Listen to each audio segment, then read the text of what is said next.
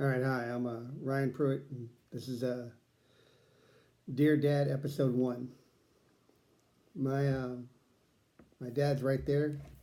That was his hat, and that's him in the middle of the photo in the dress blues. My dad was a Marine. Uh, his name is Ricky Edward Pruitt. He was a career Marine for 20 years. He served in Vietnam, and he died on the Marine Corps birthday, 2018. He was conscious that morning. He knew it was the Marine Corps birthday, and that's about all you can ask, I suppose, is being aware of your last day, being aware that you're with family and surrounded by them. You know, I've done different video logs, uh, trying to figure out, you, with any story, there has to be a motivation behind it. You can't just tell a story. There has to be a push for it. Um, and so when I talk about sports, or when I want to talk about politics, especially, or even movies, ultimately, it's it's always been about wanting to talk to my dad. We, my mom and dad, my mom was a career Marine as well. They got divorced when I was 4, and so I didn't grow up with him. And we never really talked for different reasons. I mean, and it's not that we didn't, like or even love each other. We just never figured out how to communicate. And I kind of knew it then, but my involvement in politics, I so let me back up. The summer of 2012, I just gotten out of the army. I didn't want to get out. I was gonna stay in, but cutbacks, and I got a bonus to get out, so I got out. But I was trying to figure out what to do next, and I'd always been kind of interested in politics as a fan, you could say, as someone watching it. But actually getting involved hadn't really occurred to me. But 2012, the summer of 2012, there was so much out there. Facebook, and especially on Facebook. Facebook was in full swing, and my dad was very very conservative, right wing, very anti-Trump or anti-Trump. That's me. I forgot. No, he was anti-Obama. That sounds weird to say to me, but anyway, very much opposed to Obama, liberals, Democrats, and he would on Facebook post 5 to 10 to 12 a day, sharing different videos and things, and he would post something, and I'm looking at it and I know it's ridiculous, but it comes, but you never get the full story on the thing, so I'd click on the site to get to the full story, to get to the source material. And then I realized that this website, now it's got both of us, because my dad clicked on it because he liked it, and I'm clicking on it because I'm pretty sure it's not true, or it's not giving the full story. And it's like I really felt like we were both being used by these websites, by this, when we didn't use the term fake news back then, but that was fake news. Uh, but anyway,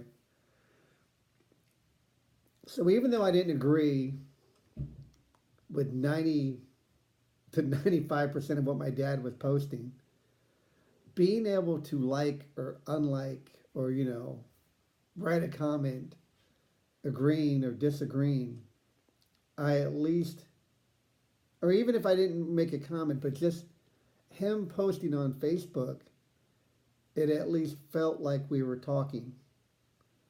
And I felt, I wanted to know everything he thought, even if I didn't agree with it. That didn't matter at all. 'Cause he's my dad.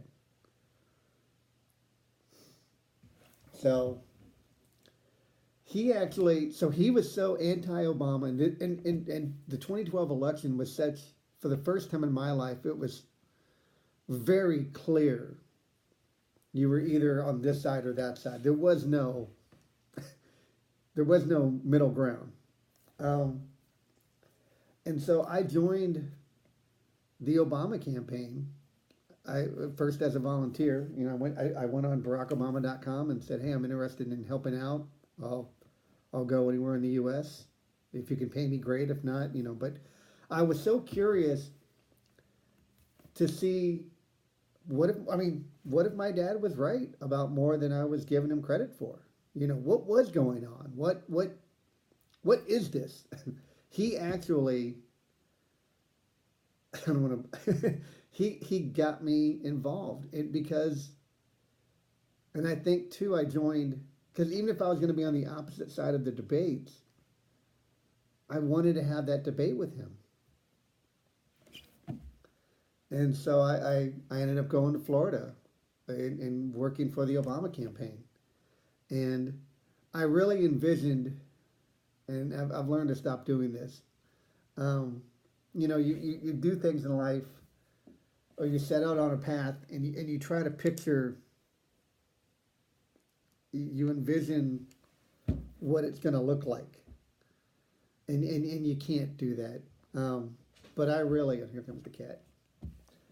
But but I really, from the 2012 campaign, I really thought that by being involved, it would give me, even if I was on the other side, it would give me some credential, some weight that would allow, and I'd be better equipped for a conversation with my dad about politics, about all this, because to me, clearly, he cared about it with all the daily, Facebook post. Um, that didn't happen. I and I was reminded of that yesterday. I was going through on my phone old messages on the Facebook Messenger, and I found one from my dad. Uh, it was dated January 2014.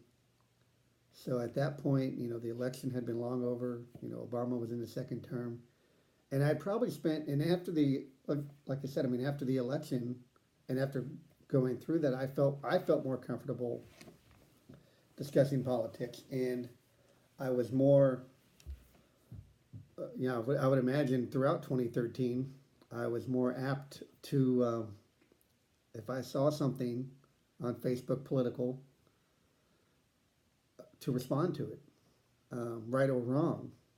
If I agreed or disagreed with it, I was more likely to respond because I'm like, hey, this is kind of, it's cool, it's interesting, and I'll be honest, I'm competitive, and I'm competitive and I'm curious. I like to know what other people think. I like to know why they disagree. I like to know why I disagree. I feel like I'm willing to listen. I might not agree with it, but I'll listen. I want to know where you come from, and especially if you're my dad.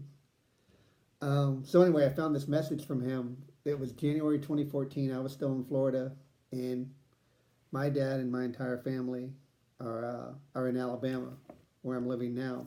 I'm living with them.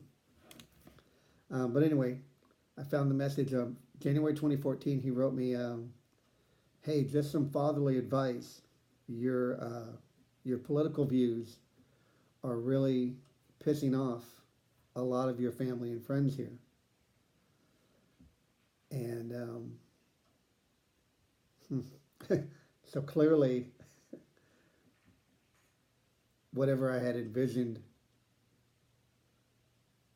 wasn't going to happen. And I wrote back, hey, I'm sorry. I'm just trying to be involved and listen and talk to you, talk to my dad. And he said, well, listen, we think the way we think here, and nothing's going to change that. And I was like, well, fine. I mean, that's fine. I don't want, I'm not trying to,